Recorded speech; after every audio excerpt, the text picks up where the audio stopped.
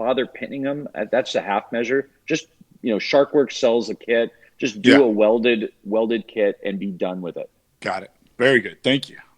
Thank- All right, guys. Hey, just so everybody knows here, if you're just joining us, this is Bid Nerd, your most interesting cars of the day on Cars and Bids, and Bring a Trailer. I'm going to do a reintroduction thing because we may have had a technical problem. My name is John Polnick. I'm the host of the show. We've got Michael Deeb coming to you from San Francisco. I'm in Las Vegas, and we have the coolest guy we know from south of the Orange Curtain, the owner and founder of Auto Kennel, Paul Kramer. So once Yeah. again, thanks for joining us. We've already talked about we just talked about the GT2 996, and now Yep. it's time to move on to the next car. What's next? So we're going to stay on P car market for just a few more minutes, and right up the highway in Malibu, California, is one of my favorite cars. Paul, tell me what you think of this 1992 Porsche America Roadster. This is a triple black car, and it's just 39,000 miles on this car. Paul, correct me if I'm wrong. It says here they made 250 of these between 92 and 93. I thought they only made like 120 of these cars. What's the real story here? I Michael, I can't remember exactly the production numbers, but they were low. And my biggest beef with these cars is I feel like they mixed up two models. Uh-huh. The American Roadster got the wide body Right? and the perpendicular windshield, and then the Speedster got the Yep. raked windshield with the narrow body. And I Right. always felt like they Yeah. should have just made that one car and like the 89 cab. So I've always sort of struggled with these. Yeah. But the only thing that kind of gets me excited about ever owning one is I would break the headlight and I could be Hank Moody on Californication. Well, he just had a narrow body 964, He had a didn't he? narrow body. Yeah. This would be I, one-upping him. This would be I cooler agree than with you. him, yeah. It's a great car. I love it because, again, for the same reason we love that C4 wide body. I love this car. It's you're basically getting a turbo body, but with a normally aspirated car. And the big difference here is these are just rear wheel drive. I was always under the impression that they only ever made like 125 of these, and I couldn't understand why they're not already 150 to $200,000 cars. That being said, most of the ones that come to market are really well driven and have quite a few miles. So this car, being what I consider the right color in triple black and having less than 40,000 original miles, it's also offered out of California. I think this car should have a lot of blue sky above it. That being said, this is a super iconic and like really cool model of the Porsche, and yet I don't think it belongs on P car market. And again, this car, with 3 hours to go, is just got 4 bids and is at $67,000, about half of what I think this car should be valued at. So, Paul, what else can you tell us about this car and your take on this particular model? Well, I think with 964 convertibles, and I'm follically challenged, so I don't like open cars. But if I was in the market for a 964, I would get an open car because the delta between a coupe and a cab is too great across the board. Right. And generally, 964 cabs sell for half of what the Right. exact same car would So be as a true. coupe. So if we go back to looking at the C Carrera 4 coupe, 9,000 miles, cool color, went for 165. Yeah. All right, so this isn't as cool a color. It's a good year. I mean, 92, 94, you don't deal with the goofy head gasket issues, and they're just a little more Right. robust. This car, if it was a Carrera 4, it would be 120. And I think this car is going to really struggle to get past 100, which is unfortunate. That's crazy. That's so crazy. What Paul, value? do you or do you not condemn cabriophobes? No. My only issue really with cabriolets, I do like them. My issue is one, I really don't like the sun, and I live in Southern California, which doesn't make sense. Yeah. But it bothers my eyes. I get hot, and really my big issue with air cooled cabriolets is when the top is up, you don't have that 3/4 window, which I think is what makes a 911 look like a 911. And when it's down, it reminds me of the cowbug look with the poofy, sort of this extra wing. So I like this Speedster because it solves part of that problem with the tonneau, and I almost wish they made a for this car a tonneau kind of speedster vibe, because I think it would clean that up a little bit. How cool would that be, JP? Yeah, I love my 993 cab, but I agree with you. I mean, I agree with. I give everyone a hard time for being cabriophobes. People that say that that Porsches without a top aren't Porsches. I mean, all that stuff is just absolute nonsense. They'll say out of one side of their mouth, "Oh, driving a Porsche is a visceral experience," and then they'll poo-poo a convertible. It's like, what's more visceral than having the air around you and stuff like that? Give me a break. But yeah, they really do. From an aesthetic point of view, there's no doubt about that. A hard top looks better. Go ahead. But if I was buying a 964, I would buy a cab. Yeah. Over any other one. And the only reason is because the price, a Cabriolet is 95% of the driving experience. And in some cases more, because like when you're going up to Newcombs, you have the top down through the mountains, and it's just a whole different vibe. Yep. And the fact that they're half the price. And here's the other thing that kind of kills me. When is someone going to come up with a 5-6-speed manual conversion for Tiptronics for these cars? Because if you threw a tip in any 964, it's half the value. Yeah. Yeah, that's right. And it's like, what is it, 15 grand, 20 grand? Remember we used to do that with Sportomatics on the old early 911s. Why not do it with these? Right. Well, I know the computer does not like it, so that's kind of like the big problem with converting them. But now that hardtops are worth 60, 70 and up, that $20,000 to $30,000 that it's going to cost to do the swap may actually be cost effective. So yeah, you're right. It'll be interesting to see if somebody does it and can make it work. All right, fellas. So what do we think this thing's going to land on? Where do you think the final number is, Deep?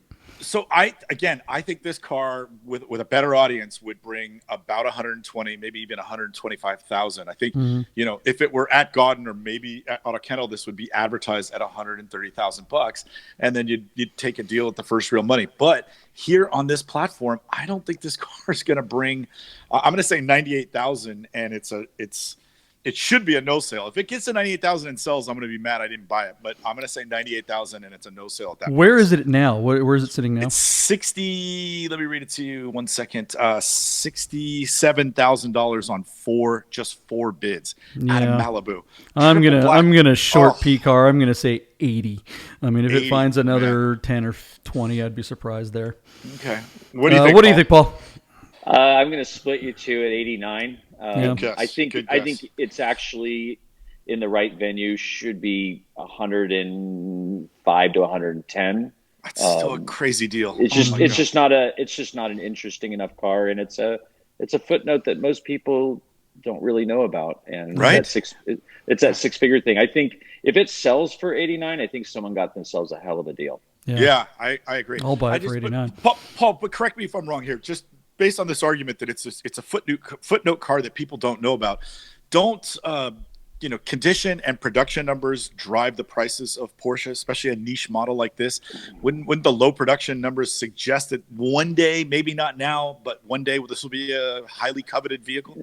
Not necessarily. You got to remember, low production is because no one wanted it.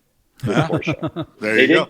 RSs, they made a lot of them, and people still don't, I think, understand these cars. And really, what I think the number is it's for American Roadster, it's double what a 92 C2 cab, or C2 cab. How much with 40,000 miles, triple black? What would it sell for? It would probably, I would venture to say, sell for 50. Right. And 55, and so you double that number, and that's kind of how you get there. Here. Right, that's great. No, that's excellent counsel. I super appreciate that. All right, JP, shall we move on? Yes, we shall. Bring a trailer. So this one's kind of a layup, Paul. This is pretty straightforward. We're looking at a 1997 993 C2 Cabriolet. No nonsense. 6-speed manual, just 18,000 miles. Again, a California car. This is in Los Angeles. The reason, Paul, is about a week or two ago, JP and I looked at a silver cab that was ordered originally to Chicago, Illinois, and it was a C4 cab. It had no limited slip. It had 17-inch wheels. It had no motor sound package. It had no sports seats. It was supple leather. And then they spent like 20 grand on carbon fiber, which is, I didn't even know you could get carbon fiber on a 993. But it was a really interesting car. And JP and I kind of poo-pooed it. And I don't think that car, JP, if I remember, that car like languished at like $38,000.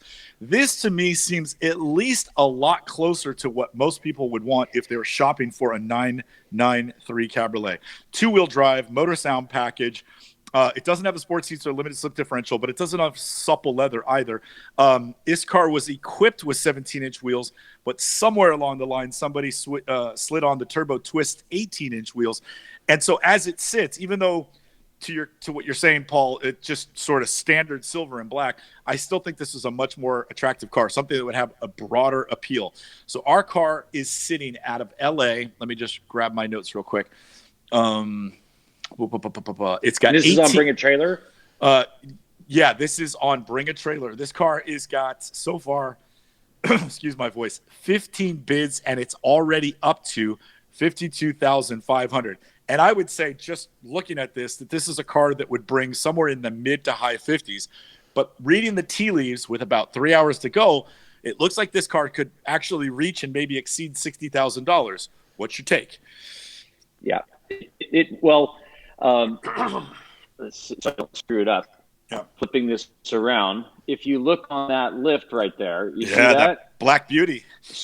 So that's a 1998 C2 Cabriolet, motor sound package, supple leather, hollow spoke 18s, ordered with that. Wow. One Los Angeles owner, original paint, a really, really nice example. And that car, we just sold that car for high 80s. Wow. By the way, with 14,000 original miles. Oh my goodness! And just to give you an idea, the buyer of the car, it didn't want black. I would say silver is slightly more desirable than black. What they really want is an unusual color. He wanted any shade of blue or green, and I said, well, if it was blue or green, it would be over $100,000. Wow. But what I think right now, especially for a cab, but I think it's also the audience. Yeah. You get these people there that put a lot of credence on the odometer, which I understand, but it's just a suggestion, not an edict. And I think the Bring a Trailer people really just foam at the mouth over these low mileage cars. And that one was also 98, which doesn't really matter unless it's a low mileage car, a one owner 98. I think, I've seen on Bring a Trailer 993 cabs with 40,000 miles selling in the 50s.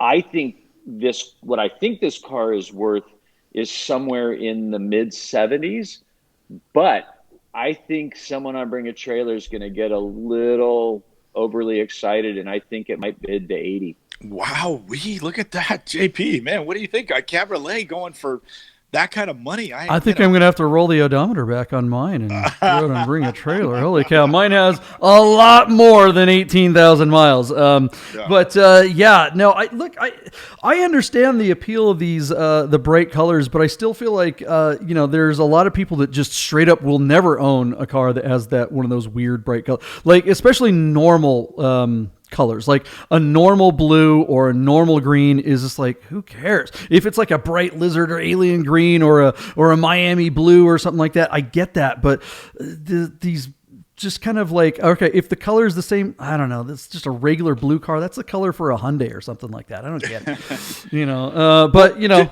But JP, the 993 when it came in, didn't it seem, wasn't there the commercial where they showed the technicians in Germany with the lipstick and the socks, and it was during the 993 911 era where it seemed like Porsche was having fun offering a slightly more colorful palette of colors that you could order on your car. And Riviera Blue on a 993 is like my unicorn car, and I don't care what model it is. If I find one, I'm buying it. I think that would be hot, but it's not for everybody.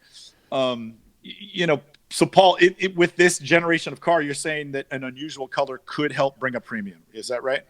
Yeah, it's tied into the miles too. Yeah, right. I think it's a combination because the people who are buying a sub 20,000 mile 993, assuming clean Carfax, everything's good. It's a good car.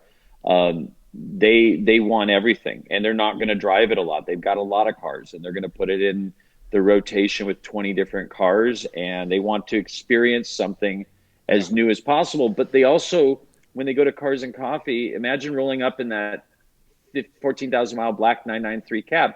Most people aren't going to ask you in the first question, is that original paint? Is that one owner? Is that, low miles? It'll look like everything else. And unfortunately, the people who buy this low mileage cars, it may sound superficial, but they kind of want to get noticed. Paul, what do you think? Okay, so that black on black Roadster, I love black on black. That's my favorite. Obviously, and by the way, I wore a clean T-shirt just for you today. I don't know if you noticed or not, but oh, thank you very much. I appreciate that. So here's a car that is a flashy. This is that. What is it? Rose? I don't know. You guys tell me what color this is. Cassis. So if that wide body 964 Roadster were in this color, does it bring more or less than a triple black one? More, I would say 20% more. 20% more? Okay. And I remember actually the first time I ever saw a 964 Roadster, I was probably like 19 years old, and I worked a summer in a lumber mill. So I was like covered in tree maggots and ants and sawdust, and I was like, dropping 4x4s on my foot every couple of hours, and we were out in the middle of nowhere on this road, and we'd watch all the boring cars drive by, wishing that we were in one of them instead of doing the horrible manual labor job that I was doing. And driving by happened to be one of those. It was a 964 Roadster in that Cassis color. And I remember watching it go by going, I would drive a pink Porsche. Yeah, for sure. I would do that. For sure. Yeah. Still rather. And don't forget also, people want colors that. The problem with the American Roadster isn't blacks. They look spectacular in black. It's the problem is almost every single one I've seen is black. Yeah. And if you look at what's available, so it's that human nature. We want what we can't have. Absolutely. The grass is always greener. Silver. Yeah. People, perfect example. Look at the 991.1 GT3. They almost all are white. And everyone who calls me looking for one doesn't want white. But if they're looking for a 997 GT3, they all want white. And it's because it's what they didn't get. Yeah. Yeah. I still cling to the theory that you shouldn't drive a car that the bad guy in a movie wouldn't drive. Bad guy in a movie is never going to drive a Cassis Porsche. He's going to drive the black one. Even though more people might spend more money on the colorful one, the all black one, you're just always you're going to look cool. No one's going to be like, what the hell is that guy doing? The collectors are like, I want that car. But normal people are like, why is that guy driving a pink Porsche? I thought he was cool. So, anyways, there you go. I've never bought a car for color. I've bought many cars of colors I specifically did not want. My 928 that's black on tan. I wanted any 928 so long it was a light outside and a dark inside. And I got a dark outside. But the thing I found, and I just experienced talking to all these buyers, you can buy the most obscene, distasteful color in the world. If you like driving the car, you will always learn to like the color. And that's great. I just think that people put too much credence on color. Just buy a good car. Don't worry about the color. Don't worry about the odometer. Get a good inspection. And that's really all you need to do. Guys, where's this one going to land? Where's this one going to land? All right, JP. So we have just under 3 hours to go out of LA, a 993 C2 cab with 18,000 miles. There's already got 15 bids and it's up to 52,500. I wrote 65,000, but according to our colleague and expert Paul Kramer from the Auto Kennel, I might be way under here. So I'm just going to inch my bid up and say $68,000. But anyway, I still might be the low man on the totem pole here. What do you say, JP? Paul, I appreciate your help because I obviously needed it. I'm gonna bid above Deeb and just go 70. And I mean, Jesus, that's all the money in the world for a cab 993. What do you think it's going to get to? He's going to go over. Yeah. I'm going to go 77.5. Nice. Good. Nice. He's looking for Yahtzee. He's playing to win, this guy. Come on. He's going to come in here and just wipe the floor with us on our own show. Man. All right, cool. I can't wait to see where this one goes. The decision he made as we've run long is to not hold back, and he figures if he beats us at the game, we'll definitely not invite him back on the show. So I wouldn't want to come back on this thing. I can tell what he's doing. Okay, so Paul, we are definitely going to turn you on your ear. If you don't throw up in your mouth when you look at this car, then you're not a real Porsche guy like I thought you were. This is a modified 97 Porsche Boxster. And as JP pulls up images, you are not looking at a 996 turbo. That is a Boxster that's got the front apron and the rear side skirts to make this thing look like a turbo, like an X50 turbo. It's got aftermarket wheels, some sort of grafted on wing, and then it's got like racing seats and a roll bar, and it's in triple black. This is a Polnick special if ever there was one. Oh, come on, man. You would absolutely drive this car for a few Not weeks. a chance, man. Not a chance. And then no. to make matters worse, I thought we were friends, man. I'm gonna see. All right, that's it. Hey, Paul, would you like a daily gig where we come and nerd out on cars and bits and bring us JP, that's the worst insult I've gotten in I don't know how long, and I'm married. JP would buy this car, drive it for a few weeks, and then just when we're making fun of him, he would sell it for a profit. That's the thing that kills me. But anyway, out of Morrisville, North Carolina, the platform of this car has 70,000 miles on it, but I think the motor has been rebuilt. There is a laundry list of performance modifications added to improving the driving of the car, which I know is important to Paul. So the 3.4-liter flat six probably makes a few more horsepower than stock. It's got what else can I read about it? There's suspension on this thing. The roll bar is going to make a difference. The aftermarket wheels, I think, are forged. HREs, I think, are all forged wheels. Brembo brakes, so I think it's got bigger brakes, coilover suspension, Borla headers, a short shift. By all accounts, this thing probably rips. It just looks like Frankenstein, which I can't wrap my brain around. Paul, does Auto Kennel ever sell bastards like this, or do you try to do you guys, is there a bouncer at the door that turns cars like this away? We need to know.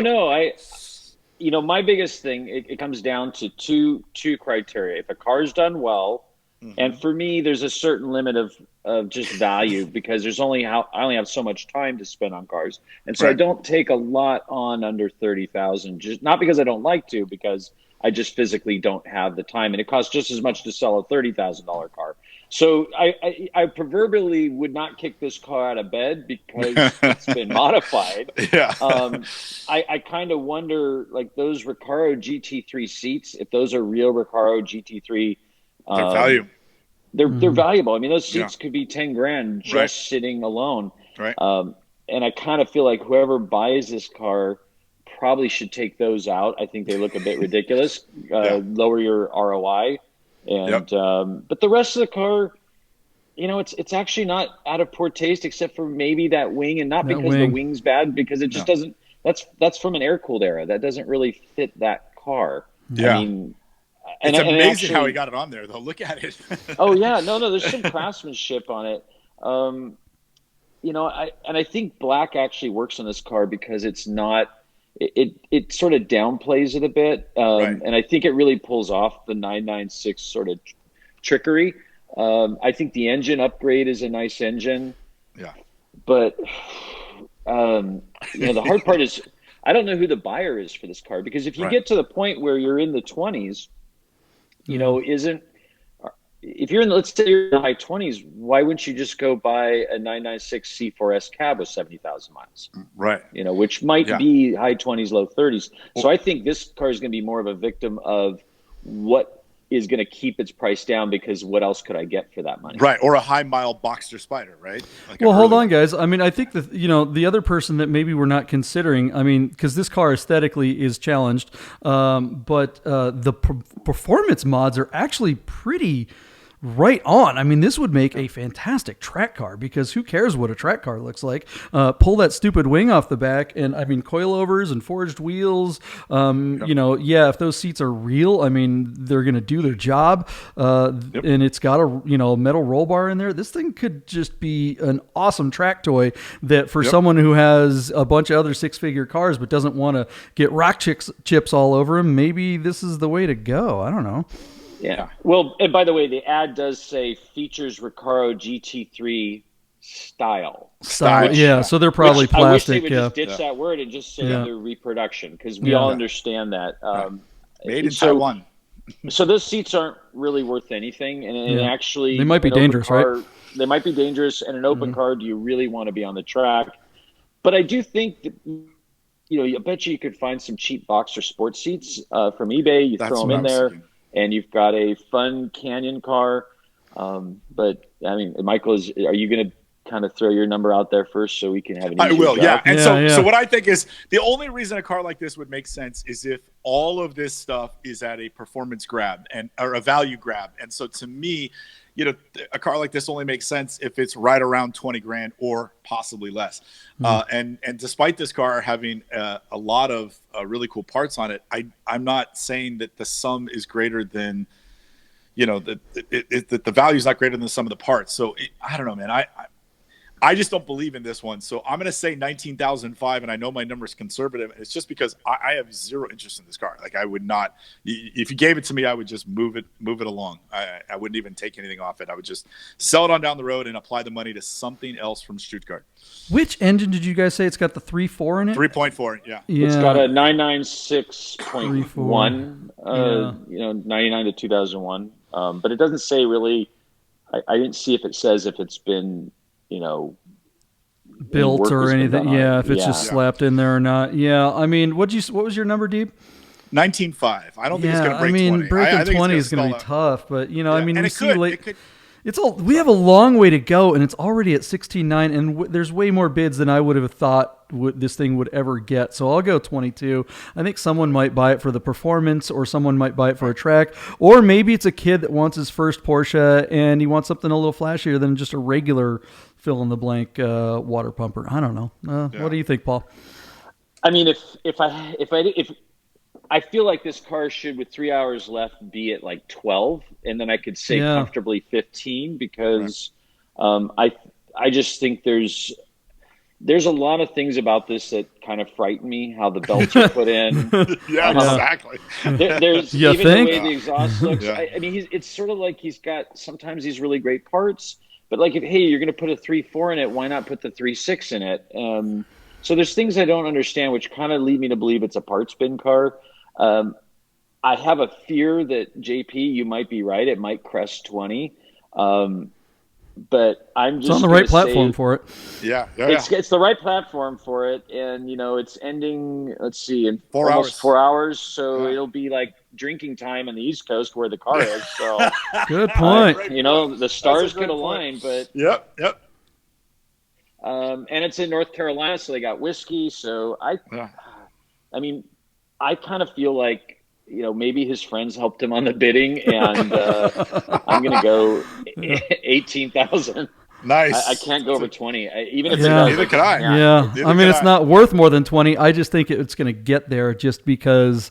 You might be right. I mean, I wouldn't be surprised. You can't get an S2000 for that. What's that? I wouldn't be surprised if it brought $24,000. It's just I wouldn't give you the money for it. I mean, here's the thing: is so let's just say JP's right. It sells for 22, 23 grand. You can go get a 70,000 mile 996 2002 to 2005 or 2004 cab with a 3.6 with the IMS done, and that's going to be a mid-20s car. For 70,000 miles. And so, why wouldn't you buy that versus this? So I think if this gets over 20, I'm going to say alcohol and other illicit chemicals are involved. All the .2 3.6s, even the convertibles are hiking up there, though, too. I mean, it's pretty crazy, the numbers that we're seeing on those. Especially on Bring a Trailer and Cars and Bids and that kind of stuff. If this car were on P-Car Market, it wouldn't break $5,000, and if it were on Cars and Bids, it would be like $7,000 and 6 gallons of key lime vape juice. I mean, it would just be like, good Lord. Yeah. All right, let's move on to the next car. What do we got? We're getting out of the Porsche realm for just a minute. I'm actually really excited about this next one. I can't believe I'm so excited about it. I might have to pay attention to this auction later. I'm really interested in what Paul's going to say about this one. It's already too rich for your blood, JP. Your sensibilities wouldn't spend this much. Now, what is going on today? It's just beat up on JP day. Deeb is like, that last car, I wouldn't buy it if it were given to me. I wouldn't even look. I wouldn't gaze upon this car. Yeah, it's true. I mean, geez, if your pinkies have ever been up, my bro, come on, hating on JP. You're right. I can't afford this this Chevy. This thing's way too badass for me. What is going on with this car? Okay, so by the way, guys, I can't see anything. It's kind of frozen, so I don't know which car you're talking about. Oh, okay, so bummer. Okay. Okay, so if you have your computer open, Paul, we're looking at the 1972 Chevrolet K5 Blazer. This car is offered to us out of Charlotte, North Carolina, and it came stock with the 350 cubic inch. Now, there were 3 different drivetrains that this car was offered with, but this is a 4x4. It's the 350, which was the most powerful one, and it's a 4-speed manual. It's also in bright orange with a white removable top. Now, JP, last night when I looked this car up, it was at $28,000, and I almost blew a snot bubble because in my mind, when I glance at that, I'm thinking it's a $7,500 old truck. And so I have to admit that I cheated and looked up some values and was shocked to see that some of these early K5 Blazers from this era can bring upwards of $60,000. So $28,000 was not totally out of the realm. This car clearly has been refurbished at some point in its life. I'm not suggesting that it's had a full restoration, but by all accounts, it looks to be in really cherry condition. And it's probably a really fun vehicle to drive. The 350 made like 175 horsepower and like almost 250 or more pound-foot of torque. So this thing will get out of its own way. It has had 20 bids and is now up to $34,000 with an hour and a half to go. Again, offered out of Charlotte, North Carolina. JP, if you own this, would you be the coolest kid in Kingman, Arizona, or what? Man, look, I literally grew up in one of these. This is what my father drove growing up, and it was the same color. So I am really, really, I wish, I do actually wish I could afford to just grab this thing and own it. It is just too cool for school. Now, the one I, grew up riding around in was not this nice. This is such an amazing utility vehicle. Look, my father built a log house. He literally built a log house by he bought this kit and it had all the logs, and he built a boom on the front of his Blazer so he could lift and lower. It was like he made a crane out of the stupid thing. Wow, I mean, that's how stout these things are, and it took him like 3 years to build the house out there in the middle of the woods. But yeah, I remember riding around the back of one of these, sitting on piles of lumber and whatever, smelling exhaust fumes, and probably getting way too much carbon monoxide growing up, which is why I'm, the way I am. So, that might explain a few things, but yeah, love this car. Paul, were you able to look it up on your computer and take a look at it? Yeah, I see it. I mean,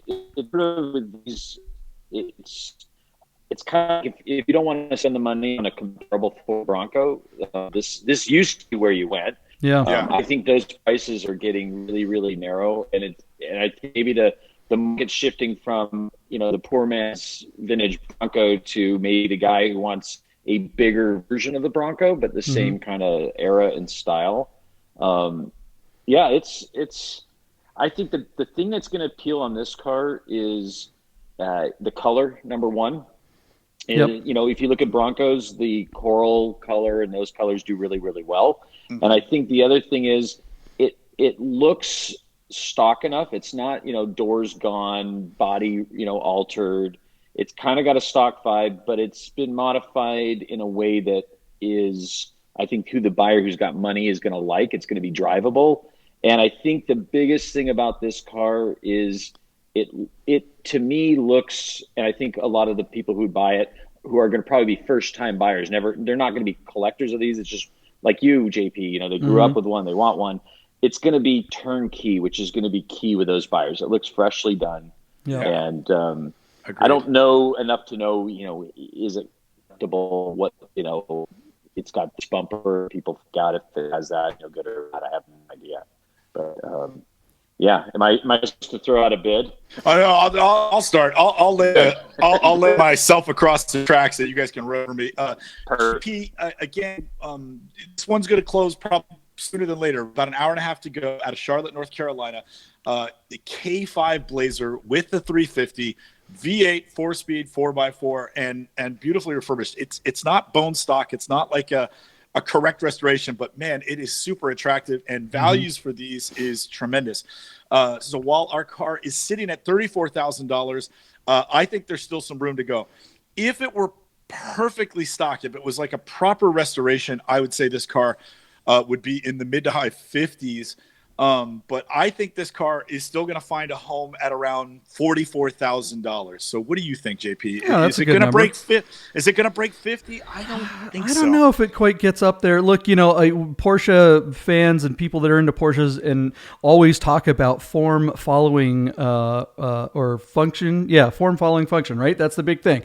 And we were just talking about how colorful Porsches are what people want. They want, but unlike Porsches, these cars were colored these colors, these bright colors, for a functional reason. They weren't painted bright orange because it looked pretty. They were painted bright orange because if you rolled off the trail and they were flying around an airplane looking for you, they could spot you in a group of trees or down under some rocks or something like that. That's why all the old Jeeps are bright, yellow or blue and those types of colors. So this Blazer might be more Porsche than that black Roadster. Yeah.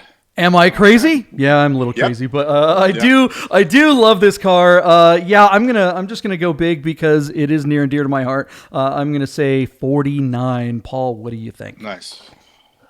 What do they say? You always go with your gut feeling, and I think. Let's see. It ends and it's located Charlotte, North Carolina. And Paul, this might affect your bid. Your bid. I will say that I sold my dad's Blazer in, I want to say, 1999 for $4,000. So take that into account. Yeah, I'll split the difference. Right. Anyway, I think I actually think it might go into the 50s. Yeah, you might be right. I have this weird vibe about it. I think it looks clean. I think it's going to be kind of a newbie, but I'm going to say 51. That's a great bid. And you get all the real estate above that. So that's a good bid. Very nice. All right. So here's the thing. I want to slide one more car in here. I want to get Paul's opinion because we actually have someone on the show that knows what the hell they're talking about. And, that's just so darn rare that I feel like I need to take advantage of that while I have access to it. I know he's never coming back. So I got to do it. I got to get him while I can. So here we go. Hang tight. Obviously, I don't know what we're doing here because we're having all kinds of technical fun today. All right. So, Paul, I've got a car on Bring a Trailer. It just went live yesterday. And I am selling my very own personal. Can you see the screen yet? Or are you still dead on screen? No, I can't, but it's a Cayenne 6-speed right? Cayenne manual. That is correct. Yes. Yeah. All right, so it's got 128,000 miles. This car, it's got the 265/65 18-inch off-road tires, which is big a tires you can put on the thing without lifting it, and it is just one of the most fun things I've ever driven. We got a short shift kit in it. I put I put the GTS steering wheel in there, so it's thicker, and that really makes a big difference. It's got a short lever on the shift, and it's got like this big kind of goofy shift knob. Which is terribly, terribly fun. It's weighted perfectly. I did some silly livery stuff to it just to give it a little extra eyeball to maybe take away from some of the scratches that I didn't want to bother removing. But I will tell you, I'm going to really miss this car when it goes away because this is one of the most fun I've ever had. And it does come with a set of 19-inch street wheels too with street tires if somebody wants to just drive it around normally. But there's the interior, guys. So Paul, right now, it's sitting at just $3,800 with 6 days to go. It's going to end. And I like what you said, Paul, about the drinking hour thing, because I believe my auction will probably be the close of the day on Tuesday. And if there's not a more depressing day than Tuesday, I can't think of one. So what better day to be drinking and looking at the auction site and spending too much money on a manual Cayenne? What do you think?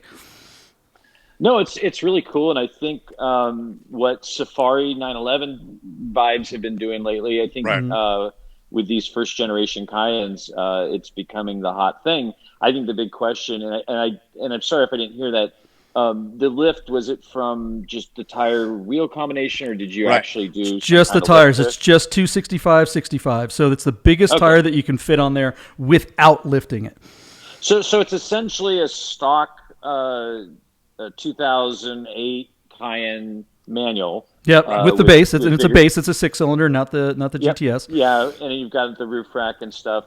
I think it's a really cool look, and I think it's going to be an entryway for someone to, get a people hauler and have a Porsche, and then have kind of, something that just doesn't look like another minivan. So. Yeah. Right. Have a look at the it. video and look at the driving video. I'm really curious what you think of that because the most fun from doing this ad was going out and filming driving it, and people every time I've been showing this video, people are like, what the hell is that guy doing with this Cayenne? We just rip on a mountain road, and that's just something you can't do on any other car. Now I am showing the video right now. You can't hear it. I don't have the audio. I'm watching it on my computer, and obviously if there's anyone that's going to kick ass in the video department, it's going to be Thanks, man. Thank you. I appreciate that. So you definitely are a bit of a ringer, but hey, go to 1 minute and 55, and you can see the in-cabin driving portion of the video. I've seen the in-cabin. Yeah, and it looks great. Let me tell you, JP sold a manual Cayenne several months ago. I think it was the end of last year, JP. Yeah on Cars and Bids. On Cars and Bids, and again, about like 130,000 miles. It was manual, and JP was pleasantly surprised that the car brought, was it $17,000, JP? 17 grand, yeah. 17 grand. So the question is, with a livery, how many miles were that one?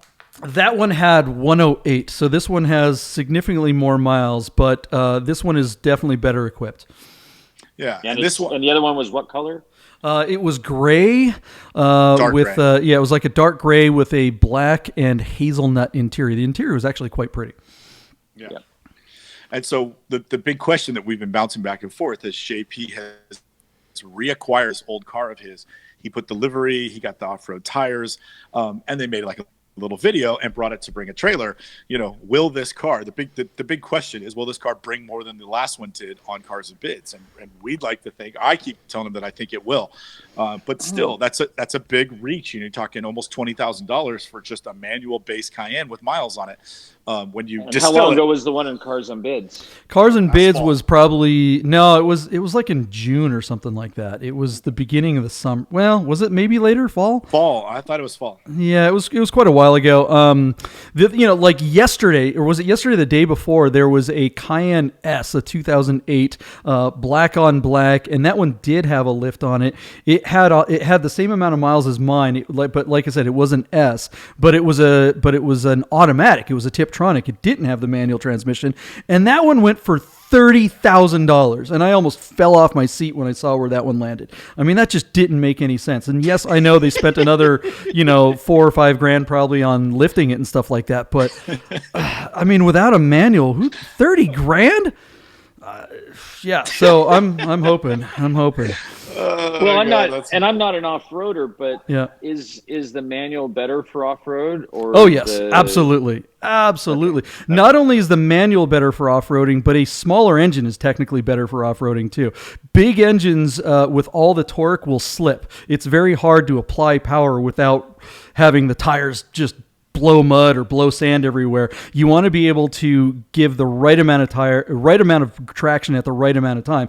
Not unlike, driving fast in a car, but the thing is when you're off-roading, especially, when you're trying to get over obstacles, like a rock or something like that, you want to get the differential in as low a reduction as you can. You want to lock out, the rear wheels, and you just want to crawl over the obstacle. If you all of a sudden have this big spurt of power, kind of like if you're in an old turbo 911, you go into a corner at 9/10 with the before boost hits, and you get mid corner, and all of a sudden you're at full boost, and now you're 11 or 12/10, you're out of control. With a off-road vehicle, if you're trying to get over an obstacle and you're giving it too much power, you'll just lose traction. You could cause damage to the car. You could put yourself in a bad situation that you can't get out of. You want a nice and easy crawl over stuff. It's not like the commercials where you're leaping over sand dunes.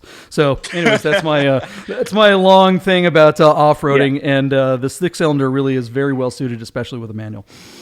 Yeah, I like it, and I think the part what I do with values when you're trying to figure out the value of your car, it's really hard as a seller. You have to separate yourself from the car and try really hard to be the buyer of your car and figure out who is going to buy your car. Now, there's a lot of it's going to be to someone similar to you, which is, are they really going to go off-road?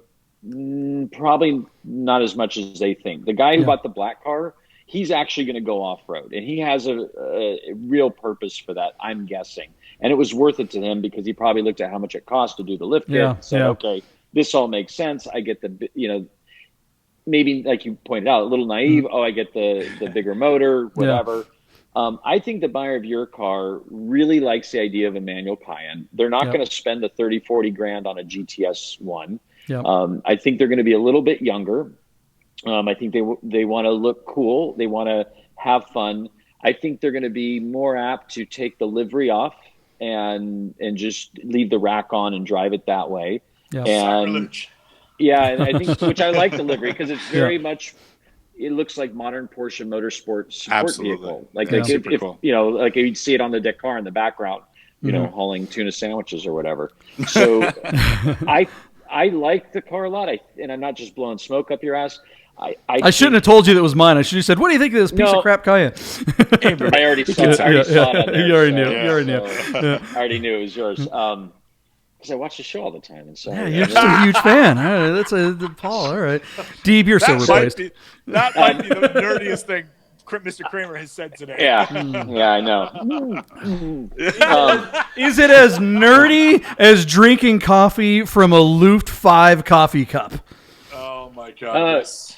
No, I drink with my pinky up, like Michael D. But I think I look at who the buyer is. I think the buyer is going to be under 30, and they're going to have a vehicle that does a few things. They may or may not have a toy, but it's going to be like, okay, I need a regular car to do regular car things. I think they probably don't care about the lift.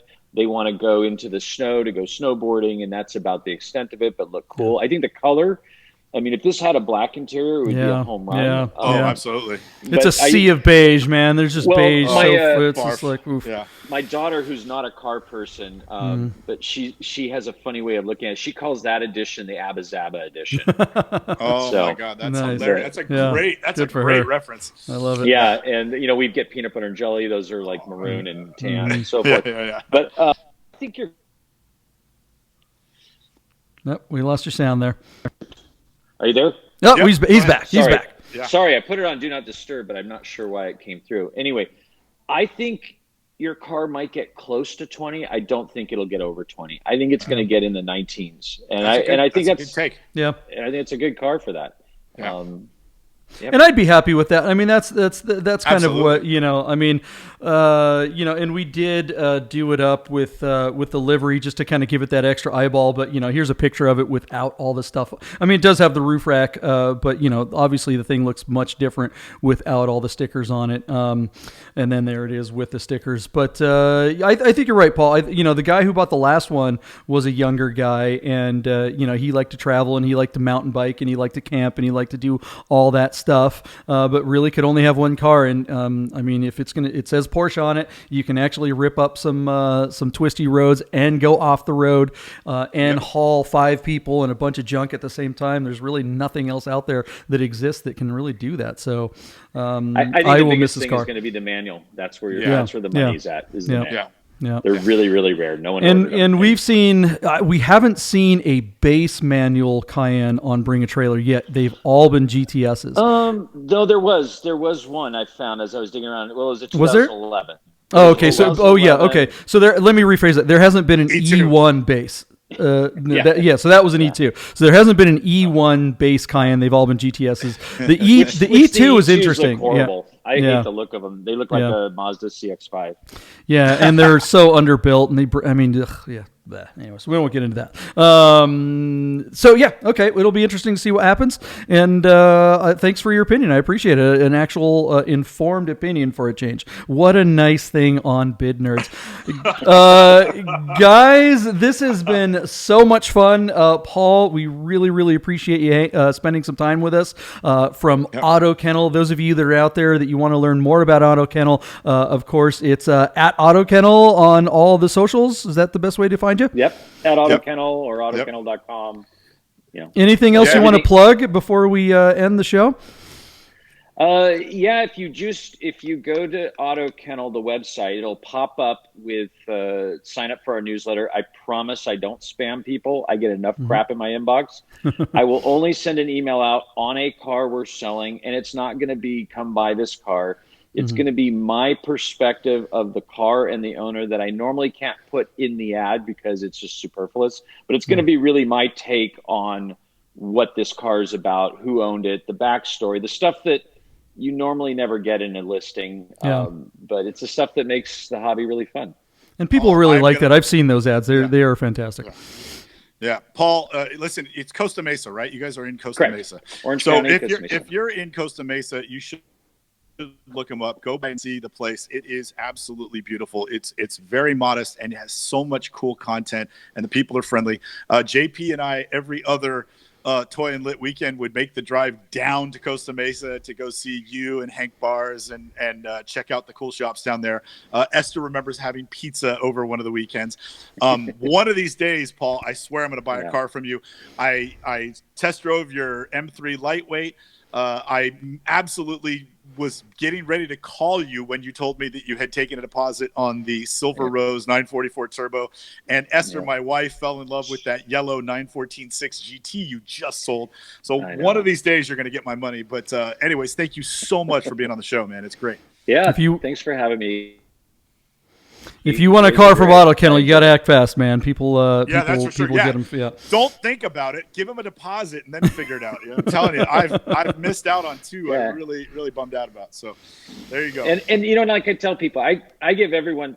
I've been on the buying end. I'm always on the buying end, not to buy. I never buy cars to sell. I don't flip them. They're all consignment, but I buy cars for myself.